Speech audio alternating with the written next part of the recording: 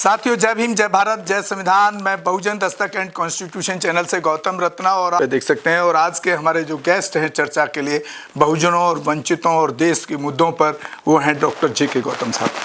Doctor साहब, बहुत बहुत स्वागत है आपका हमारे चैनल पर। बहुत साधुवाद आपका बुलाने के लिए। सर, आज का जो सवाल है वो बहुत ही एक अहम सवाल पर हम चर्चा करने वाले हैं।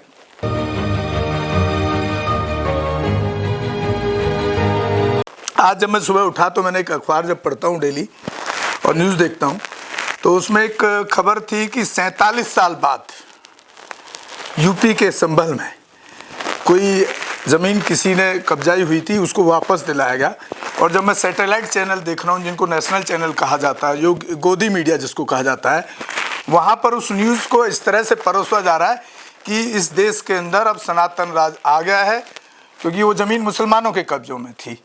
तो उसको ऐसे प्रचारित किया जा रहा है कि सनातन राज आ गया है और ये ज़मीन अब इस तरह के जो भी हुए हैं हादसे, वो सब रिवर्ट होंगे, वापस किए जाएंगे, न्याय दिला जाएगा। मतलब अभी तक हिंदुओं के ऊपर अत्याचार होता रहा, उसमें न्याय दिलाने का काम ये सनातनी सरकार कर रही है, ऐसा कहा जा रहा है न्यूज़ पर। मैं ये सवाल आपसे जानना चाहता हूँ, इस पर आपकी क्या राय होगी। आज की डेट में जहाँ जहाँ भी भाजपा आरएसएस कथित सरकार चल रही हैं, वहाँ पर सैकड़ों मामले हैं। हमारे पास डेली ऐसे लोगों के फ़ोन हैं पूरे देश से, जहां पर वंचितों, शेड्यूल कास्ट, शेड्यूल ट्राइब, आदिवासी, ओबीसी समाज की ज़मीनों को, जो जनरल कैटेगरी के लोग हैं, ख़ास तौर से यूपी के अंदर तो जो ठाकुर समाज है, वो ज़मीनों को कब्जा रहा है। रेप की गिनतियां नहीं हैं, और रेप में भी उसमें एफआईआर नहीं होती हैं। एफआईआर होती हैं तो वो धाराएँ हटा दी जाती हैं, जो जिससे उसको बेल मिल जाए या केस कमज़ोर हो जाए और पीड़ित को न्याय ना मिले। इसको किस रूप में देख रहे हैं आप? देखिए, पहले तो ये जो घटना हुई है, ये जो पेपर में दिया है, जो यूपी सरकार कर रही है यूपी के अंदर, ये एक टोटल राजनीति है, टोटल बैंक बैलेंस की राजनीति है। क्योंकि 2 साल बाद यूपी में इलेक्शन है और वो उसको पूरा धर्म पे, पूरे इलेक्शन को, पूरी राजनीति को हिंदू मुस्लिम धर्म पे, सनातन धर्म पे ले जाना चाहती है। वो उसी रास्ते से आई है। उसका सनातन से मतलब नहीं है, उसका हिंदुओं से मतलब नहीं है। और हिंदुओं भी कौन, जो आपने कहा कि 5 हिंदुओं की ज़मीन वापस, कौन से हिंदू हैं वो लोग, कौन से सनातनी हैं? पूरे यूपी के अंदर ऐसा कोई सा जिला नहीं है, ऐसा कोई सी विधानसभा नहीं है, ऐसा कोई सा गांव नहीं है जिसमें दलितों की ज़मीन पर कब्जे ना हुए हों। पिछले 10 साल में जी, पिछले 5 साल में एवरी डे उनके घरों पे, उनकी ज़मीनों पे कब्जे हो रहे हैं। और कब्जे करने वाले कोई मुस्लिम नहीं है जी, कब्जे करने वाले कोई सिख नहीं है, कब्जे करने वाले कोई ईसाई नहीं है, कब्जा करने वाले कोई बाहर से विदेश से नहीं आए। कब्जा करने वाले यही सनातनी को मानने वाले लोग, हार्डकोर हिंदू और कट्टर हिंदू। और ये जो मनुवाद है, जो मनु की औलाद है, जो अपने आप को दबंग कहते हैं कि हम दबंग हैं, हम दलितों को खेतों में नहीं आने देंगे। बहुत सारी वीडियो मैंने देखी हैं, आपने भी देखी सोशल मीडिया पे, जो पीड़ित भेज रहे हैं हमें।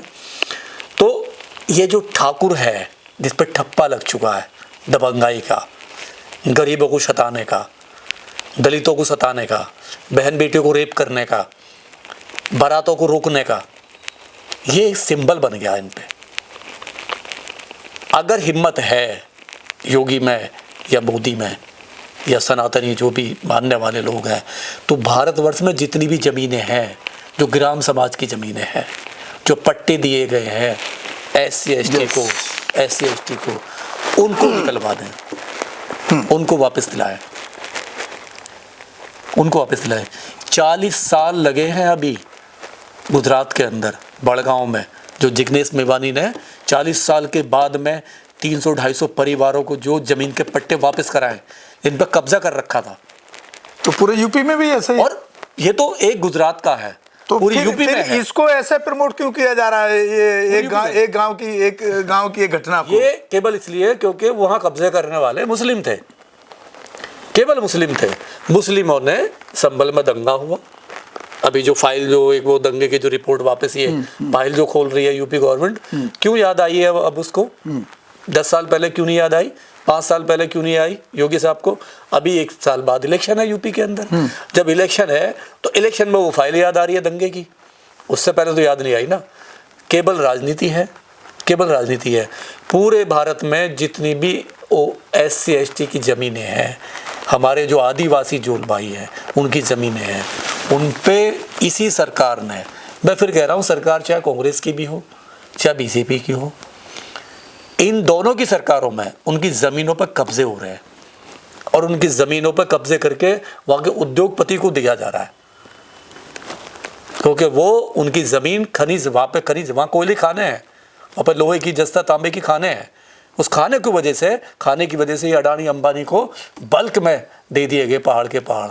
वो तो वहाँ तो सदियों से रह रहे हैं वो लोग। तो डॉक्टर साहब इसका हल क्या है? ये तो समस्या है जो हम रोजाना देख रहे हैं। आपके हमारे पास जो एक्टिविस्ट हैं, जो ईमानदारी से काम कर रहे हैं, हमारे जैसे लोग जो ईमानदार, उन पर ये फ़ोन तो आ रहे हैं, हम कोशिश भी करते हैं उसमें। लेकिन यहाँ पर सवाल ये होता है कि ये एक राजनीतिक सत्ता का खेल चलता है, राइट भाई? जिस पर राजनीतिक सत्ता होगी वो इस काम को कर सकता है। तो आपकी बहुजन की सत्ता कैसे आए? मैं इसको, जब आपके नॉर्थ इंडिया के 2 बड़े संगठन एक दूसरे के खिलाफ इलेक्शन लड़ते नजर आते हैं, सत्ता से वोट बढ़ता है उससे। मैं इसे दूसरे तरीके से देख रहा हूँ जी। आपने देखा होगा, जब तक ये समाज मतलब यूनाइट नहीं होगा, एक सूत्र में नहीं आएगा, तब तक ये पूरे भारत में इस पे ऐसे ही कब्जे होते रहेंगे, इनकी ज़मीनों पे ऐसे ही बलात्कार होते रहेंगे, ऐसे ये लोग पिटते रहेंगे। इनका उत्पीड़न बंद नहीं हो, राजनीति में तो इनका उत्पीड़न बंद नहीं हो सकता, क्योंकि जिस तरीके से 70 पार्टियों में ये लोग हैं डिवाइड, 1% BSP में, 20% BJP में, 20% कांग्रेस में, 20% आम आदमी पार्टी में, 20% RJD में, समाजवादी में, जिस तरीके से ये डिवाइड रहेंगे, बटे रहेंगे, ये डेली इनकी बहन बेटियों के साथ में रेप होंगे, डेली इनकी बारातें रोकी जाएंगी, डेली इनके कब्जे होंगे, डेली पिटाई होगी। तो आपका मानना ये है कि जो जब तक यूनाइट नहीं होंगे, इकट्ठे बहुजन समाज की जो पॉलिटिकल पार्टी वो भी अगर एक मंच पे नहीं आएंगी तभी भी, तब कभी भी, जब तक ये एक मंच पर नहीं आएंगी। आप देखिए, एक एग्जाम्पल, सिंपल एग्जाम्पल है, कुछ नहीं कहना मुझे। आपने एक छत्ता देखा है, ठीक है, शहद वाली जो मधुमक्खी होती है, लोग उसके नीचे से निकलने के इसके भी डरते हैं जहां वो छत्ता लगा होता है। क्यों? एकजुट है, वो यूनाइट है, एकजुट है। और अगर उसमें कोई पत्थर मार दे ना, अगर उस छत्ते में कोई पत्थर मार दे तो सारी की सारी वो उसे घर तक छोड़ के आती हैं, उसे उस बचने के लिए, क्योंकि वो एक झुंड में है, एक पूरी तरीके से यूनाइट है। तो पत्थर मारने वाले को डर लगेगा, मारने पहले से, पत्थर मारने के से कोई 1000 बार सोचेगा मारूं या नहीं मारूं। तो हमारा जो है ना, ये जो बहुजन समाज है, ये केवल एक जोक बन के रह गया है। कहते हैं ना बहुजन समाज, कहेगा बहुजन समाज भाई? क्या बहुजन समाज? अबे बनो ना बहुजन समाज। अबे 70 पार्टियों में घुसे पड़े हो, 70 दल बना रखे हैं, 5 लाख संगठन चला रखे हैं, और फिर रोज तुम्हारी बहन बेटियों का रेप हो रहा है, रोज पिट रहे हो, रोज मर रहे हो, रोज तुम्हारी बारातें रोकी जा रही है। शर्म नहीं आती इन लोगों को? जितने भी संगठन हैं अम्बेडकरवादी चला रखे हैं, इन्हें डूब मर जाना चाहिए चुल्लू भर पानी में। मैं दावे से साथ कर, ये नामर्द लोग हैं, ये नामर्द लोग हैं, इनमें इतनी शक्ति नहीं बन पाई कि ये अपना एक झुंड बना पाते। इस चर्चा को यहीं विराम देते हैं। आप सुन रहे थे डॉक्टर JK गौतम साहब को, बहुत बेबाकी से बात रखते हैं और बात ही नहीं करते, उस पर काम भी करते हैं। तो बहुत बहुत उनको साधुवाद है, धन्यवाद है। अपना कीमती टाइम निकाल करके, क्लिनिक बंद करके, अपने समाज की आवाज़ उठाने के लिए बीच बीच में कभी आते हैं चैनल पर। और वैसे फिजिकली भी जिस इस तरह के केस होते हैं, जैसे पीछे भी बनारस में हुआ, हमारे वहाँ कुछ बच्चों को मनुस्मृति वाले दिन एक मीटिंग के तहत जेल भेज दिया गया। उस पर भी जैसे हमने डॉक्टर साहब को बताया, हमारी न्यूज़ भी पहुँची डॉक्टर साहब के पास, वहाँ पर भी उन्होंने कई वकीलों से बात करके उस टीम में वकीलों को और जोड़ा गया। और थोड़ा सा हैप्पीनेस की बात यह है कि इसमें उन बच्चों की बेल होने की खबर आ गई है। तो इसी के साथ डॉक्टर साहब विदा लेते हैं। बहुत बहुत शुक्रिया एंड धन्यवाद आपका। जय भीम, जय भारत, जय संविधान। और आप हमारे channel Bahujan Dastak and constitution news को ज़्यादा से ज़्यादा शेयर करें, सब्सक्राइब करें, ताकि हम इसी तरह बहुजनों पर होने वाले शोषण, अत्याचार और अंधविश्वास के खिलाफ एक लड़ाई लड़ सकें। और हो सके तो एक आर्थिक सहयोग भी करें, क्योंकि चैनल चलाने के लिए काफ़ी खर्चा करना पड़ता है। धन्यवाद साथियों। हमारे चैनल लाइक, शेयर, सब्सक्राइब देखना मत भूलिएगा। जय भीम, जय भारत, जय संविधान। नमो बुद्धाय। धन्यवाद। चैनल आर्थिक समस्या से गुजर रहा है। अगर आप बहुजन समाज में बाबा साहेब अम्बेडकर और तथागत बुद्ध की विचारधारा को अधिक से अधिक लोगों तक पहुंचाना चाहते हैं तो हमें आर्थिक सहयोग प्रदान करें, ताकि हम अपने चैनल के माध्यम से देश विदेश में समता, बंधुता, एकता और संवैधानिक अधिकारों को ज्यादा से ज्यादा लोगों तक पहुंचा सकें। आप अपनी सहायता राशि नीचे लिखे खाते में जमा करा सकते हैं। खाता धारक गौतम रत्ना, खाता संख्या 316957686551, IFSC कोड SBIN 0060336, बैंक भारतीय स्टेट बैंक।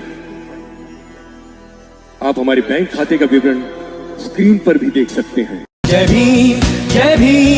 मैं गौतम रत्ना गौतम फिल्म्स प्रोडक्शन में आपका स्वागत करता हूं। आप हमारे प्रोडक्शन हाउस के अंदर अपना कैरियर बना सकते हैं as a film director, as a producer and actor and actress and editor and cinematographer also. अगर आपको फिल्म से रिलेटेड कुछ भी प्रोजेक्ट आपको बनवाना है तो हमारे पास में पूरा सेटअप है, जिसमें फिल्म कैमरा है, शूटिंग लाइट्स है और एडिटिंग है। सारा A to Z एक ही जगह पर आपको हमारे यहाँ पर मिल जाएगा। तो दोस्तों, आप हमें कांटेक्ट कर सकते हैं हमारे नंबर्स पर 9810085714